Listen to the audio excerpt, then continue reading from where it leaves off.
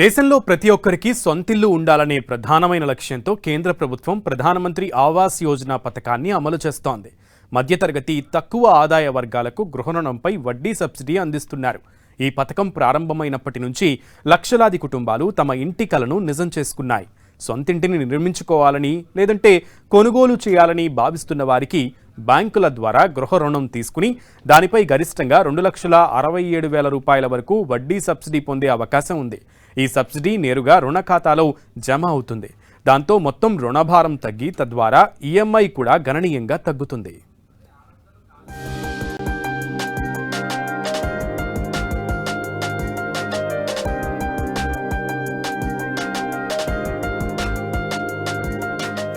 ప్రధానమంత్రి ఆవాస్ యోజన పథకంతో సొంతింటి కల సాకారం. గృహ రుణంపై 2.67 లక్షల వరకు వడ్డీ సబ్సిడీ.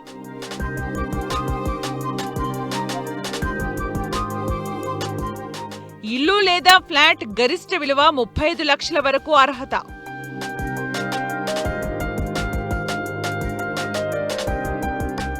బ్యాంక్ రుణ ఖాతాలో నేరుగా జమ కానున్న సబ్సిడీ మొత్తం.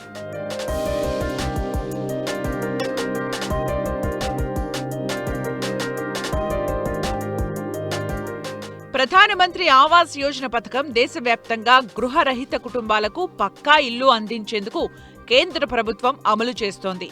ఈ పథకం పీఎంఏవై అర్బన్, పీఎంఏవై గ్రామీణ్ అని 2 విభాగాలుగా అమలులో ఉంది.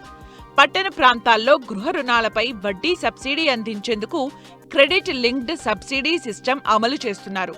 ఈ పద్ధతిలో బ్యాంక్ లేదా హౌసింగ్ ఫైనాన్స్ సంస్థల ద్వారా తీసుకున్న గృహ రుణంపై ప్రభుత్వం వడ్డీ సబ్సిడీ అందిస్తుంది. పీఎంఏవై పథకం కింద అందించే వడ్డీ సబ్సిడీ అనేది రుణ మొత్తం మీద కాకుండా నిర్దిష్ట పరిమితి వరకు మాత్రమే వర్తిస్తుంది. ప్రభుత్వం సబ్సిడీ మొత్తాన్ని ఒకేసారి లెక్కించి రుణ ఖాతాలో జమ చేస్తుంది.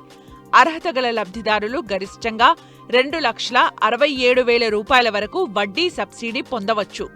ఈ పథకం కింద ఇల్లు లేదా ఫ్లాట్ యొక్క గరిష్ట విలువ 35 లక్షల రూపాయలుగా ఉండాలి.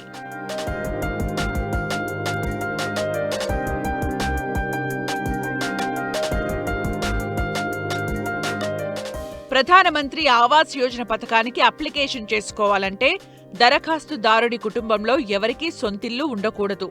కుటుంబ ఆదాయం ప్రభుత్వం నిర్ణయించిన పరిమితిలో ఉండాలి. మొదటిసారి ఇంటి నిర్మాణం లేదా కొనుగోలు చేయాల్సినదై ఉండాలి. కొన్ని సందర్భాల్లో మహిళను యజమానిగా లేదా సహ యజమానిగా చూపించడం తప్పనిసరి. మీ నెలవారీ ఆదాయం, క్రెడిట్ స్కోర్, ప్రస్తుత అప్పులు, రుణం చెల్లింపు సామర్థ్యం, వయస్సు వంటి అంశాలను పరిగణలోకి తీసుకుంటారు. పీఎంఏవై కింద సబ్సిడీ వర్తించే రుణానికి ఒక గరిష్ట పరిమితి ఉంటుంది. దానికంటే ఎక్కువ రుణం తీసుకున్నా సబ్సిడీ మాత్రం గరిష్టంగా 2,67,000 రూపాయల వరకు మాత్రమే లభిస్తుంది.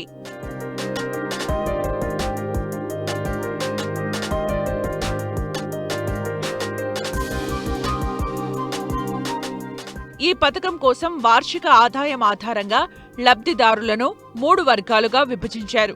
ఆర్థికంగా బలహీన వర్గాల వార్షిక ఆదాయం 3 లక్షల రూపాయల వరకు ఉండాలి. అలాగే తక్కువ ఆదాయ వర్గాల వార్షిక ఆదాయం 3 లక్షల నుంచి 6 లక్షల రూపాయల వరకు ఉండాలి. మధ్య ఆదాయ వర్గాల వార్షిక ఆదాయం 6 లక్షల నుంచి 18 లక్షల రూపాయలుగా ఉండాలి. పీఎంఏవై అర్బన్ 2.0ను 2024 సెప్టెంబర్ నుంచి 2029 వరకు అమలు చేస్తున్నారు. దీని ద్వారా దాదాపు 1 కోటి కుటుంబాలకు ప్రయోజనం చేకూరనుంది. ఈ పథకం కోసం పీఎంఏవై పోర్టల్ను సందర్శించి సిటిజన్ అసెస్మెంట్ ఆప్షన్ ద్వారా దరఖాస్తు చేసుకోవాలని అధికారులు సూచిస్తున్నారు. దరఖాస్తుదారుని ఆధార్ కార్డ్, ఆదాయ ధృవీకరణ పత్రం తప్పనిసరి అని అధికారులు చెబుతున్నారు.